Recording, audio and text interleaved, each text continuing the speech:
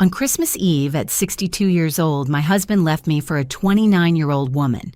Sitting alone on a frozen bench in the city park, shivering in the snow, I saw a young man without a jacket, pale from the cold, his jaw trembling.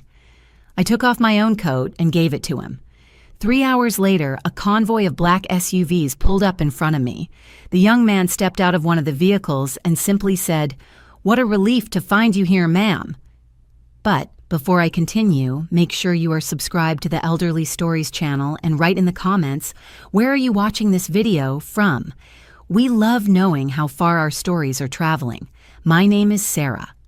I am 62 years old, and I thought I knew every form of pain a woman could feel. I lost my mother young, raised 3 children practically alone while working double shifts as a secretary, and survived 2 serious surgeries in the last 5 years. But nothing, absolutely nothing, prepared me to hear the words Robert said to me on the night of December 24th, 2024. It was 7 in the evening when he walked through the door of our house. I was in the kitchen finishing the Christmas dinner, the one I had been preparing for 40 years in a row. The smell of roasted turkey and pumpkin pie perfumed the whole house in Chicago. The table was already set with the red tablecloth I inherited from my grandmother.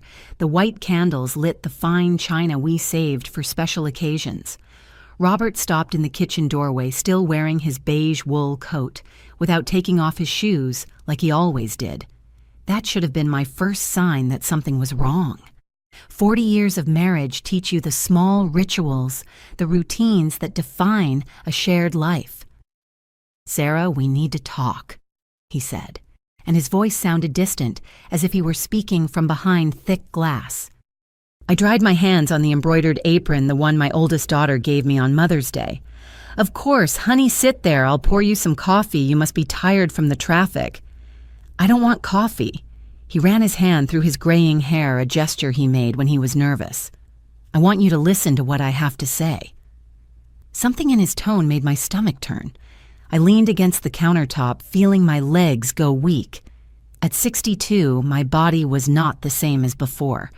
My joints ached with the cold, my blood pressure was always irregular, and I had that constant feeling of tiredness that comes with age.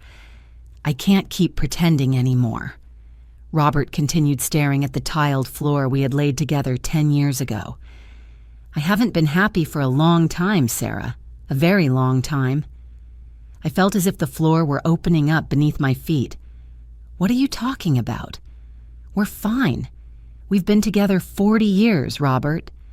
40 years. Exactly, that's why.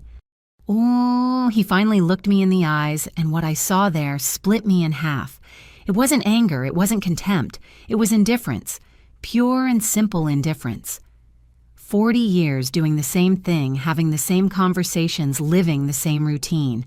I feel trapped, Sarah. I feel old. We are old. I said, my voice coming out higher than normal. We are over 60, Robert. It's natural for things to be this way. But I don't want to feel this way. He took off his coat with sharp movements and threw it onto a chair. I met someone who makes me feel young again, who makes me want to wake up in the morning. The words left his mouth like bullets, each one hitting a vital spot. You met someone, I repeated mechanically. My brain refused to process the full meaning of those words. Her name is Jessica. She works at the restaurant where I have lunch near the office. She's 29 and... He paused, as if searching for the right words. She sees me in a way you haven't seen me in years. 29 years old, the same age as my youngest daughter. I felt bile rise in my throat. How long? I managed to ask. 6 months. 6 months. Half a year of my life lived in a complete lie. I thought about all the times I kissed Robert in the last 6 months, in all the meals I cooked, in all the nights I slept beside him believing we were fine. Everything was fake. And you come to tell me this on Christmas Eve? My voice trembled. On Christmas Eve, Robert. She gave me an ultimatum, he said, and had the audacity to look uncomfortable. She said she wasn't going to spend another New Year alone waiting for me, that it was time for me to decide what I really wanted. And you decided, I concluded. It wasn't a question. I already moved my things to her apartment, most of them at least. I just came for the rest and to tell you. I looked at that man with whom I shared 4 decades of my life. The man who proposed to me under a summer rain, who was by my side when our children were born, who cried with me when we buried our parents, and I recognized nothing of him. The house, I started. It stays with you, he interrupted quickly. I don't want to fight over anything. I just want to move on. Move on. As if 40 years could be erased with those 2 simple words. The boys. I tried again, thinking of our 3 children, James, Andrew, and Paula. I'll talk to them after the holidays. He didn't want to ruin their Christmas, but it was fine to ruin mine, apparently. Robert took his coat and went toward the bedroom. I heard him opening closets, dragging suitcases.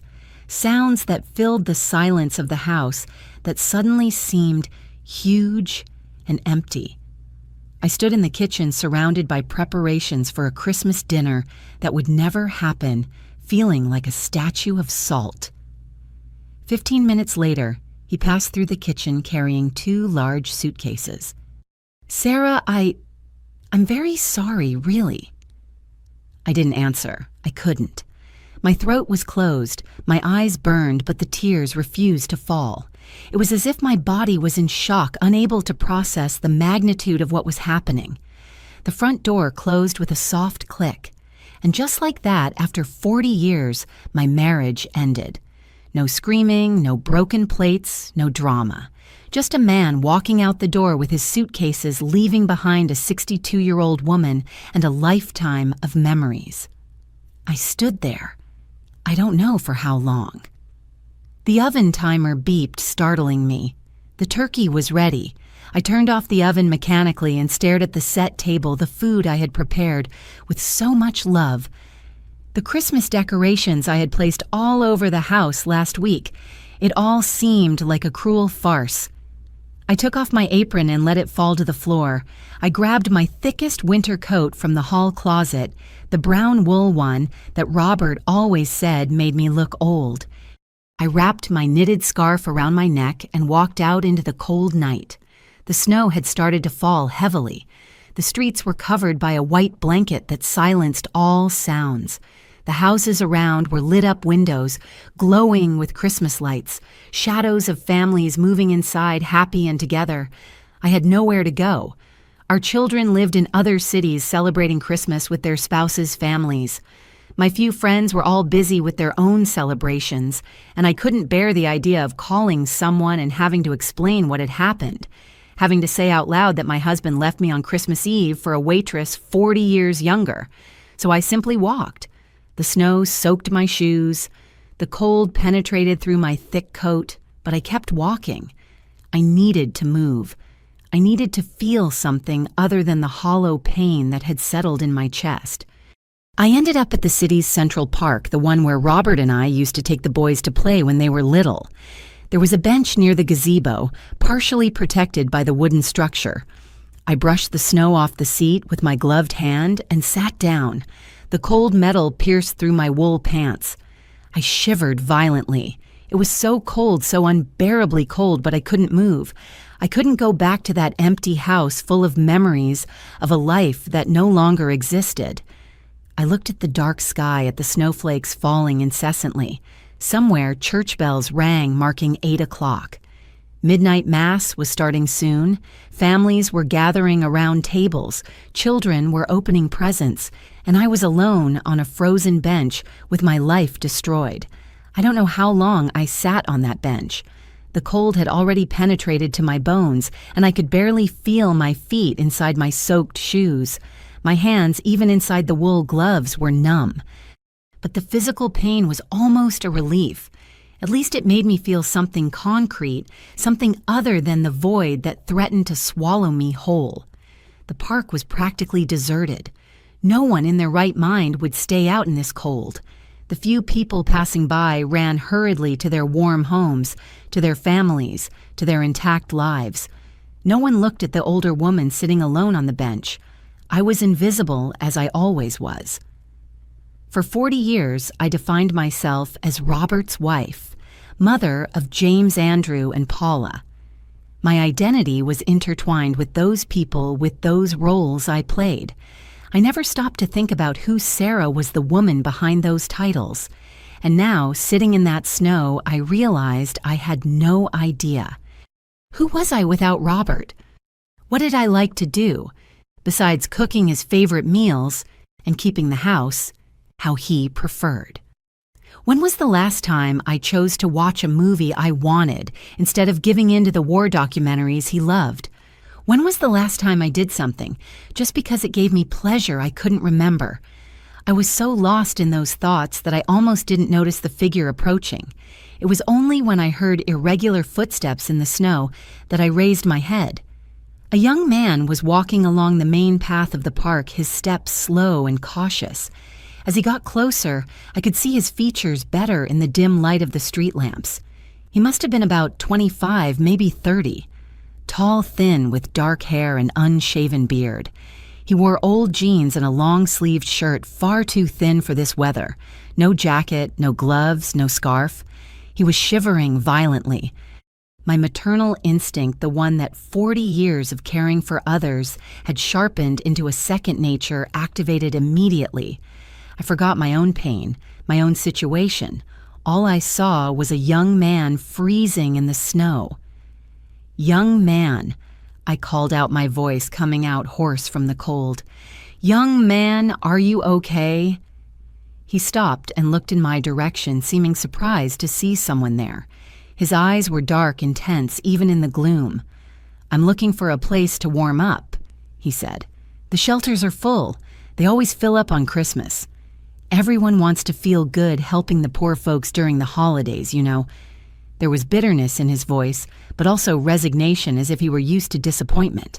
I got up from the bench, with difficulty, my joints protesting after being still for so long in the cold.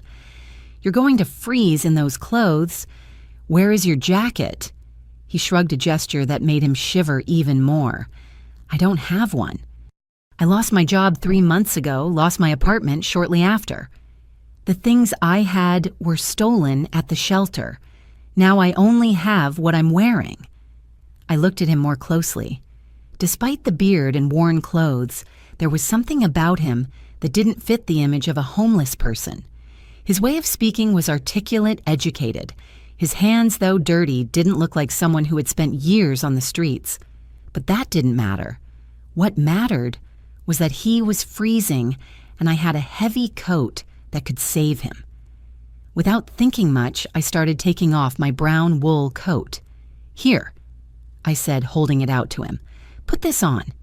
He looked at me as if I had gone crazy. "Ma'am, you're going to freeze. I can't accept it. I have more clothes underneath." I lied. I was wearing only a thin wool blouse under the coat, and I'm not going to stay out here much longer. You, on the other hand, are going to spend the night looking for shelter. You need it more than I do. That was true. Despite everything, I still had a house to go back to. This boy had nothing. "Please," I insisted when he hesitated, "let me do this. No, it's Christmas. Let me do something good today." Something in my voice must have convinced him. He took the coat with trembling hands and put it on quickly. It was too big for him, but it would do. I saw the instant relief on his face when the warmth of the wool enveloped him. "I don't know what to say," he murmured. "You don't even know me. Why would you do this?" "Because someone needs help," I answered simply. "And because today I learned that the worst things can happen without warning. If I can prevent something bad from happening to you, I'm going to do it." The cold hit me with full force as soon as the coat left my shoulders. The wind cut through my thin blouse like knives of ice. I started shivering immediately, but I didn't regret it. This young man needed it more than I did. He studied me for a long moment, his dark eyes evaluating me. "My name is Matthew," he said finally, "and you just saved my life. Literally, "Sarah," I replied, "and you're exaggerating. It's just a coat." "It's not just a coat." He put his hands in the pockets, clearly appreciating the warmth. "It's the first act of genuine kindness I've received since I lost everything. Most people look at me as if I were invisible, or worse, as if I were dangerous." I knew that feeling of invisibility well. At 62, I had become invisible to my own husband. "What brought you here?" I asked, hugging my own body in a vain attempt to warm myself. "To this park, I mean." "I used to come here when I was a kid," Matthew said, looking around. "My parents brought me to play. Good times." His voice became distant. "They died 5 years ago. Car accident. After that, things fell apart. I fell apart." "I'm so sorry," I said sincerely. "And you?" he asked. "What brings you to a frozen bench on Christmas Eve?" I hesitated. I didn't know this boy. I didn't know him anything, but maybe that was exactly why the words came out. "My husband left me today. 40 years of marriage, thrown in the trash because he met a 29-year-old waitress who makes him feel young again." My voice cracked on the last word. "He left the house 2 hours ago and I couldn't stay there. I couldn't stay surrounded by everything we built together." Matthew nodded slowly, as if he understood perfectly. "Funny how life works, isn't it? You have a house, but you can't stay in it." "I would give anything for a house, but I don't have one. We both ended up on this frozen bench running from different things." He was right. It was ironically poetic. "Can I tell you something, Sarah?" He continued. "A man who abandons 40 years of marriage for someone younger is an idiot. He may think he's looking for youth, but what he's really doing is running from himself. And you don't run from yourself by changing partners. You just take your problems to a new address." The words were surprisingly mature for someone so young. "You're wise for your age," I observed. "Living on the streets teaches you a lot about human nature," he said with a sad smile, "seeing people at their worst and occasionally at their best, like you today." The cold was becoming unbearable now. My teeth chattered uncontrollably and I could barely feel my fingers. Matthew noticed. "You need to go home," he said firmly. "You've been here too long. You're going to get sick." "And you?" I asked. "Where are you going?" "I'm going to look for a place." He touched the coat reverently. "Thanks to this, I have a better chance now. There's a diner a few blocks from here that stays open all night. I can stay there until dawn." I took off my scarf, the only warm thing I still had, and held it out to him. "Take this too. Please, Sarah, I insist." He took the scarf, his eyes shining with unshed emotion. "I don't know how to thank you." "You don't have to." I tried to smile, although my face was too numb to know if I succeeded. "Just take care of yourself, okay? And when things get better, and they will remember this moment, remember to pay it forward." Matthew nodded, wrapping the scarf around his neck. "I'm always going to remember you, Sarah. The woman who gave her coat to a stranger on the coldest night of the year, even when she was going through the worst night of her life." He took a few steps to walk away. Then he stopped and turned back. "Sarah, that man is an idiot. I hope you realize that. You are extraordinary."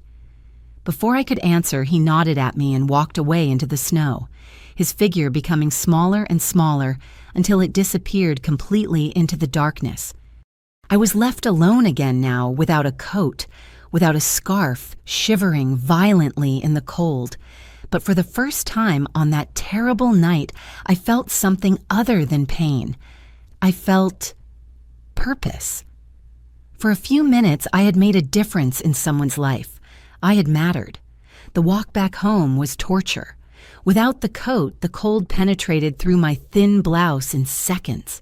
Every step was a struggle against the cutting wind that seemed determined to knock me down. My soaked shoes slipped on the snow, making every movement dangerous. At 62, a fall could mean broken bones, months of recovery. But I kept going, putting one foot in front of the other, focusing only on the next step. I didn't think about Robert, didn't think about the empty apartment waiting for me, didn't think about how my life had crumbled in a matter of hours. I thought only about getting home, about warmth, about surviving that night. When I finally opened the front door, the temperature difference was so shocking, I almost fell. The house was warm. The Christmas lights still blinked cheerfully in the living room, and the smell of turkey still floated in the air. It looked like a house where happy people lived. It was a cruel lie. I went straight to the bathroom, peeling off my wet clothes with numb fingers that barely obeyed my commands. I got into the shower and let the hot water thaw my body slowly. The pain when feeling returned to my fingers and feet was intense, but welcome. It meant I hadn't suffered serious frostbite. I stayed in the shower until the water started to get cold.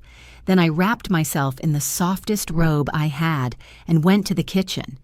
Dinner was still there, untouched. The turkey on the platter, the casseroles in their festive bowls, the wilted salad I had prepared hours ago, when I still thought I would have a normal Christmas. I looked at that food for a long moment. It represented hours of work, decades of tradition, and all for nothing. Robert was somewhere with his 29-year-old Jessica, probably eating something fancy in an expensive restaurant, proving to himself that he was still young and desirable. I took a spoon and ate some casserole straight from the bowl standing in the empty kitchen. It tasted like nothing. It could have been sawdust, and I wouldn't have noticed the difference. I ended up throwing everything away.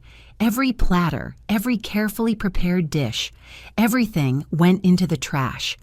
Then I cleared the table, put away my grandmother's tablecloth, blew out the candles.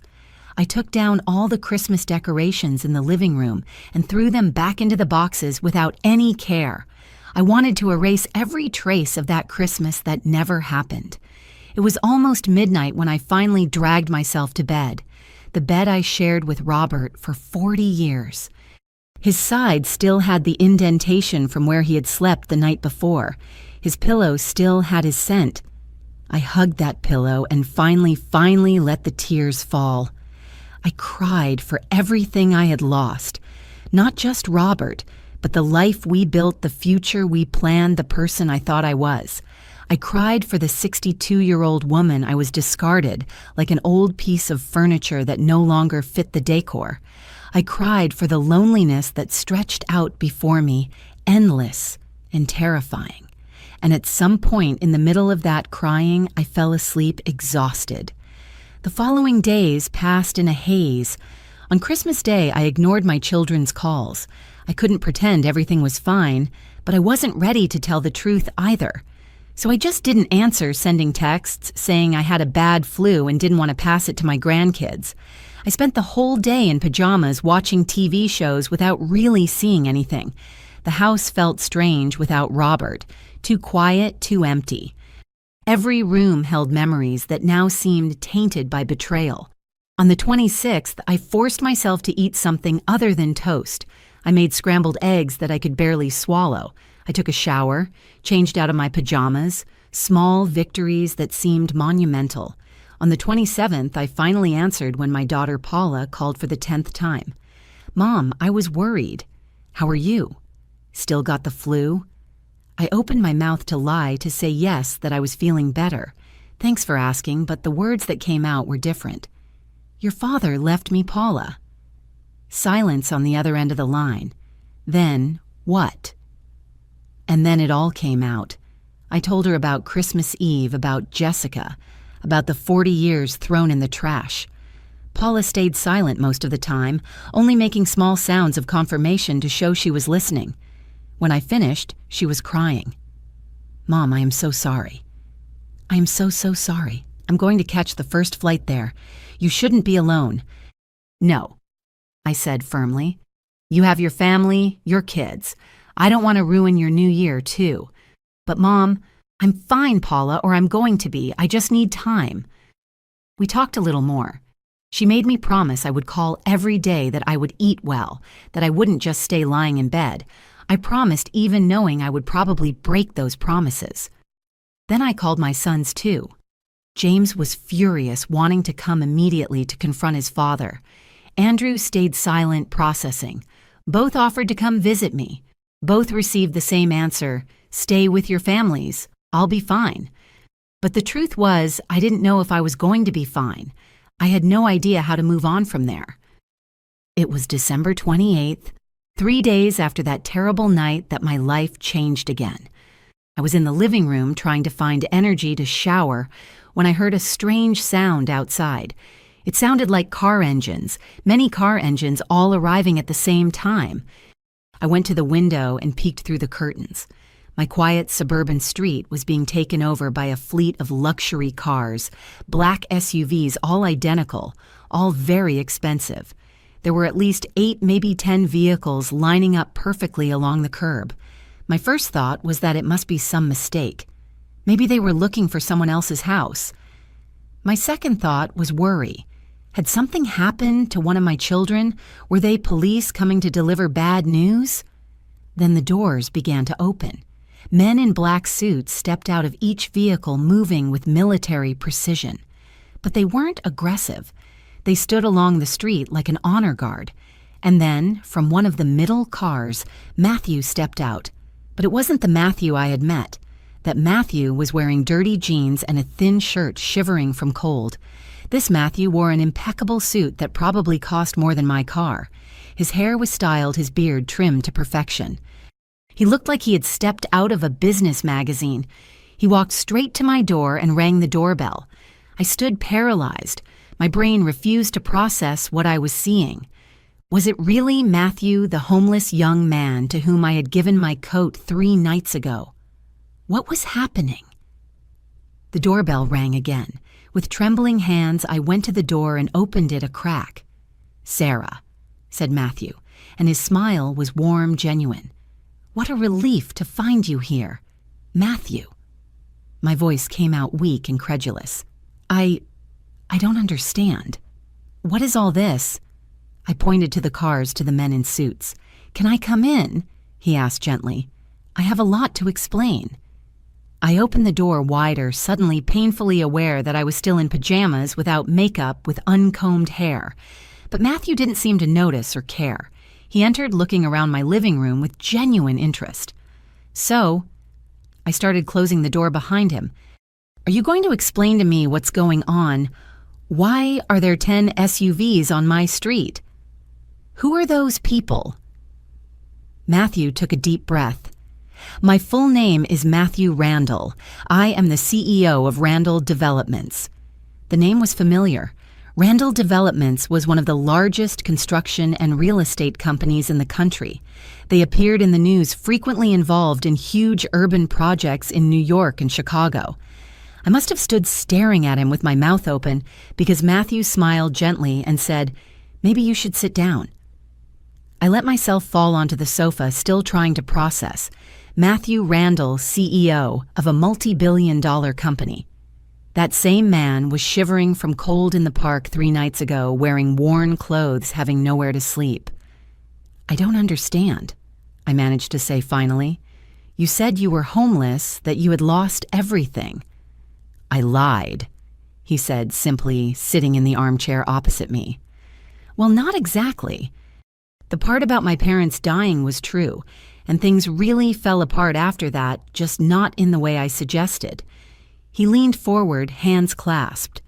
"When my parents died, I inherited their company.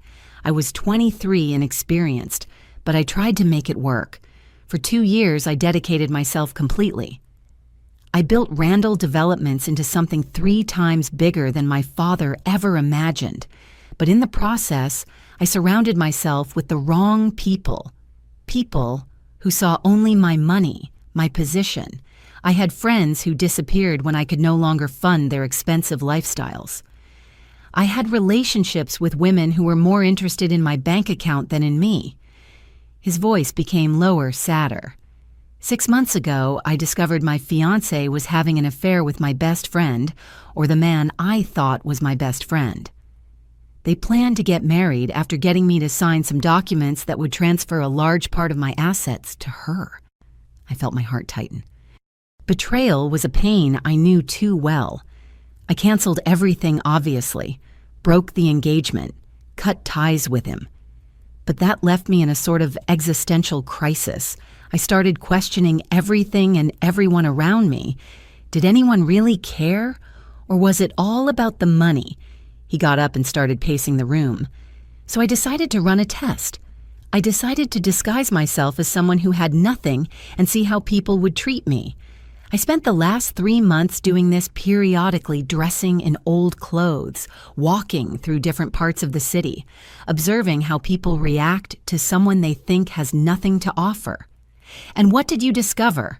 I asked, already imagining the answer. "That most people don't see you if you can't do anything for them. I passed hundreds of people, and the vast majority ignored me completely. Some were actively cruel. Some threw coins as if I were a beggar without even looking at my face." He stopped and looked directly at me. But you were different, Sarah. You were clearly going through the worst moment of your life.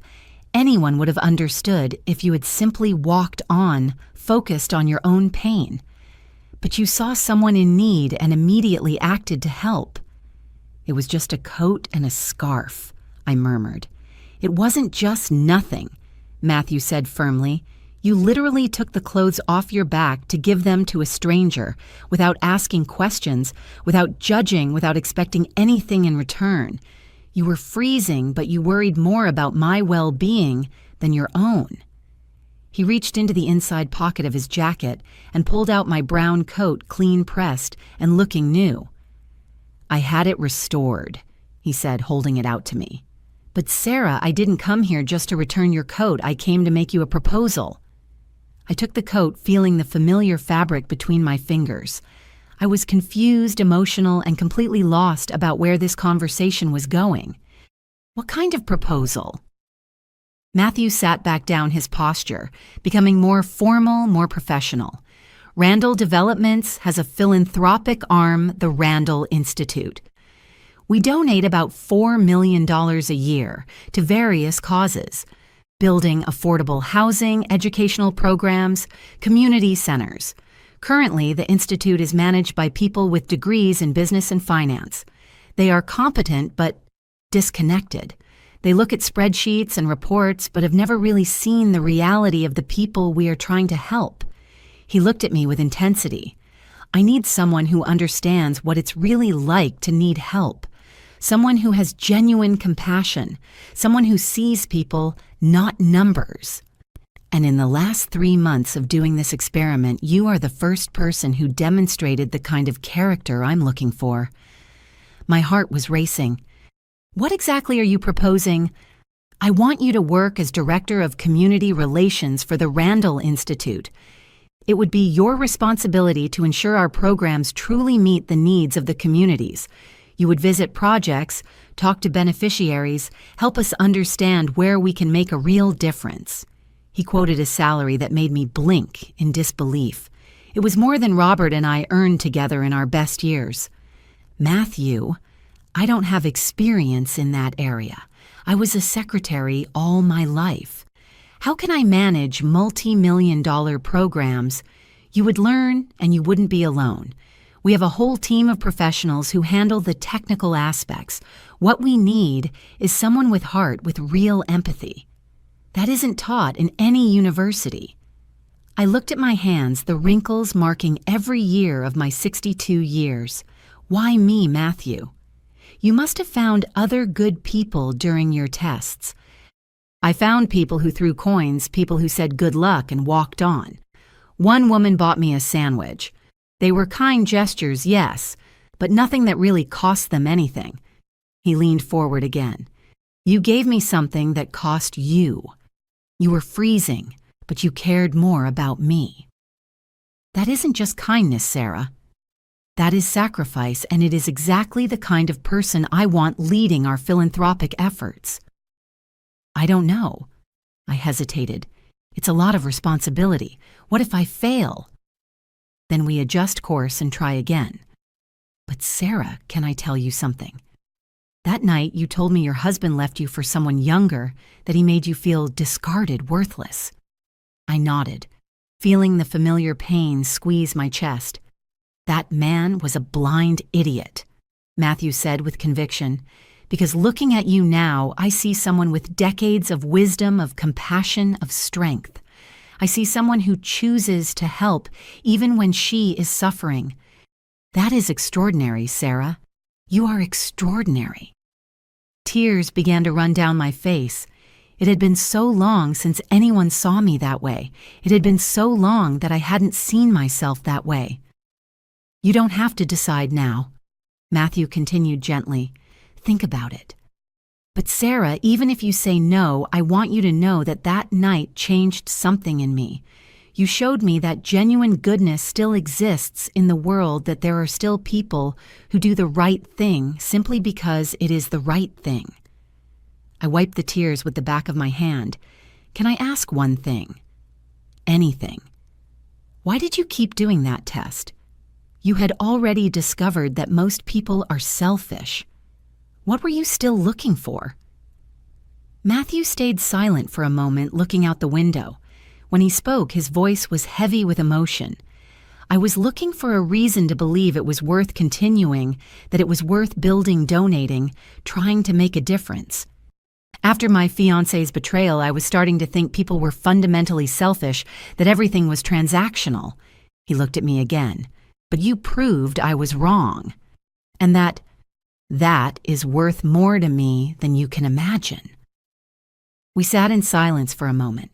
Two wounded people who met at the worst moment of their lives and somehow helped each other start to heal. How much time do I have to think? I asked finally. As much time as you need. But Matthew took a business card from his pocket and put it on the coffee table.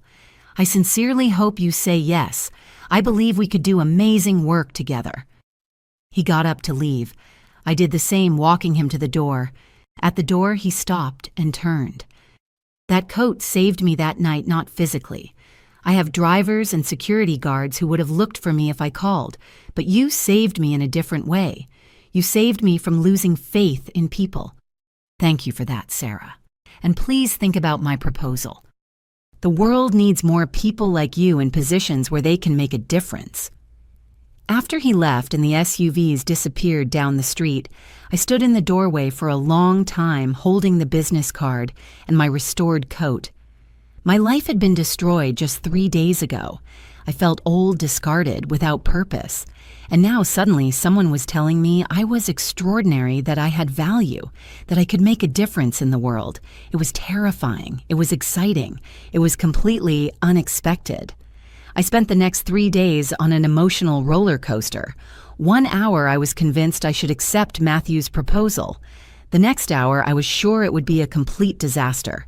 At 62, without experience, what did I know about managing multi-million-dollar philanthropic programs? But then I thought about how I felt that night in the park, how for a few minutes I had completely forgotten my own pain to help someone, how that gave me a purpose even if it was temporary. And I thought about Matthew, a man who had everything but felt empty, desperately looking for something real in a world of fakeness. We were both broken in different ways, but that chance meeting had given us something we needed: hope. On the third day, I was looking out the kitchen window, watching the snow that had finally stopped falling when my phone rang. It was Robert. My first instinct was to ignore it, but something made me answer. Sarah. His voice sounded tired. Can we talk? About what, Robert? I think you said everything on Christmas Eve. Please, just please. I sighed. Okay, but not here. I don't want you in my house. We agreed to meet at a coffee shop downtown, neutral and public. When I arrived there an hour later, he was already waiting with 2 cups of coffee on the table. Robert looked awful. He had deep, dark circles he hadn't shaved, and his clothes were wrinkled. He wasn't the confident man who had left the house 4 days ago.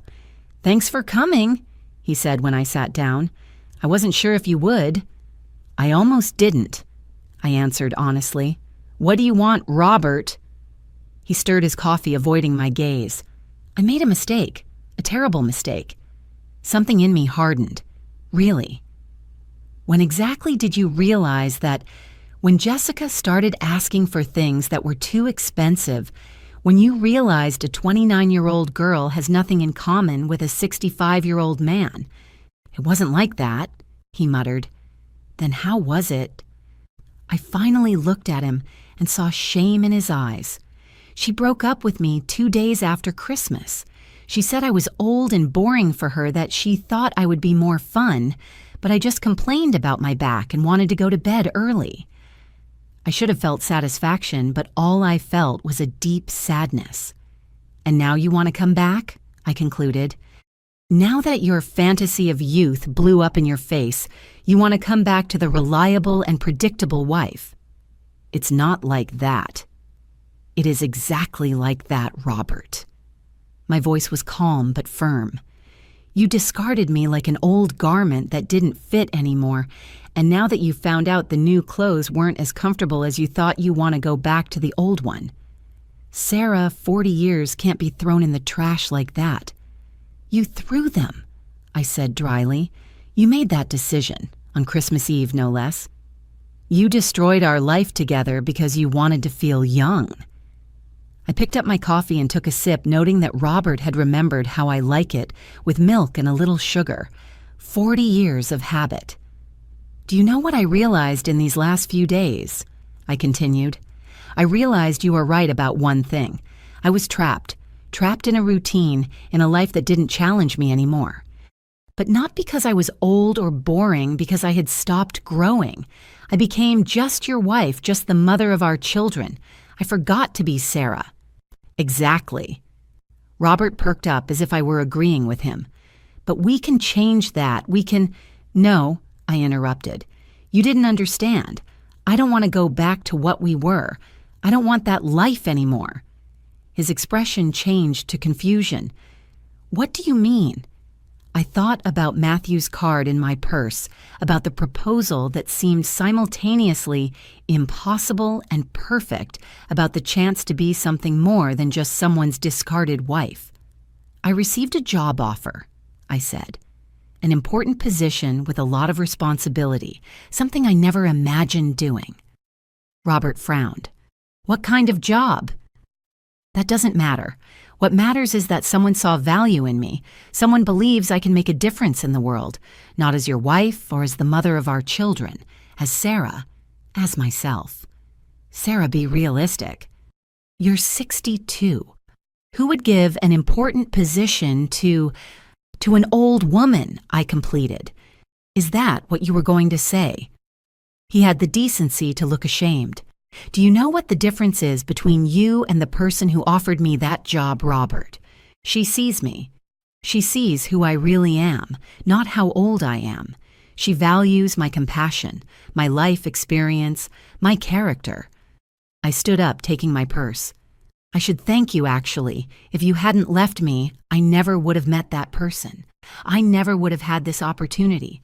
I never would have realized there is still so much I can do. So much I can be. Sarah, wait. No, I said firmly. You made your decision on Christmas Eve. Now I am making mine. I don't want you back, Robert. I don't want that life back. I want something new, something mine. And for the first time in decades, I'm going to pursue what I want, not what others expect of me. I walked out of the coffee shop without looking back. My hands were shaking. My heart was beating fast, but I felt powerful. For the first time since Robert had left, I felt in control of my own life. I got into the car and took Matthew's card. I dialed the number before I could change my mind. He answered on the second ring. Sarah. Yes, I said, my voice surprisingly steady. My answer is yes. I accept the position. I could hear the smile in his voice. I am so happy. When can you start? Tomorrow. I surprised myself by saying, no point in waiting, right? Tomorrow is perfect. I'll have my assistant send you all the details. Sarah. Yes. Thank you for giving me this opportunity, for believing we can do something special together. Thank you, I replied, for reminding me that I still have value, that I can still surprise. After hanging up, I sat in the car for a long moment, letting the reality of what I had just done hit me. I had a new job, an important, challenging, terrifying job. And for the first time in a long, long time, I felt alive.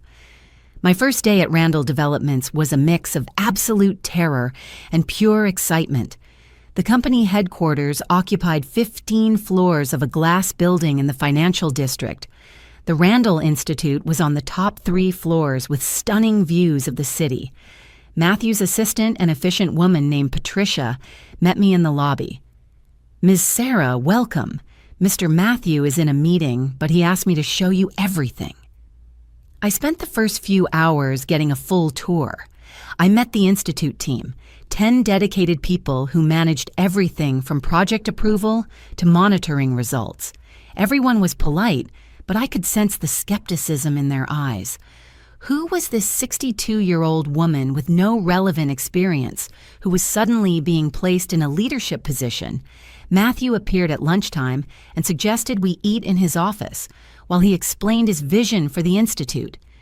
"The problem with traditional philanthropy," he said as we ate salads his assistant had ordered, "is that it's very distant.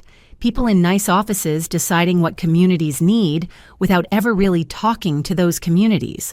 I want to change that. I want you to go into the field, visit the projects we fund, talk to the people we are supposedly helping, understand what is working and what isn't." "And if I discover that a lot of things aren't working?" I asked. "Then we fix it. That's the point, Sarah. I'm not looking for someone to maintain the status quo. I'm looking for someone to challenge, question, and improve everything we do." We spent the next afternoon reviewing the Institute's current projects. There were so many: schools and needy communities, job training programs, community centers, housing projects. Each one represented millions of dollars invested lives, potentially transformed. But as I read the reports, I noticed something. They were all very sterile, full of numbers and statistics, but without real stories of real people, without faces, without names, without the humanity behind the data. "Matthew," I said, pointing to a particularly dry report on a training program, "here it says we trained 500 individuals in basic professional skills. But who are these individuals? Did they get jobs afterwards? Did their lives really improve?" He looked at the report and then at me, a slow smile forming on his face.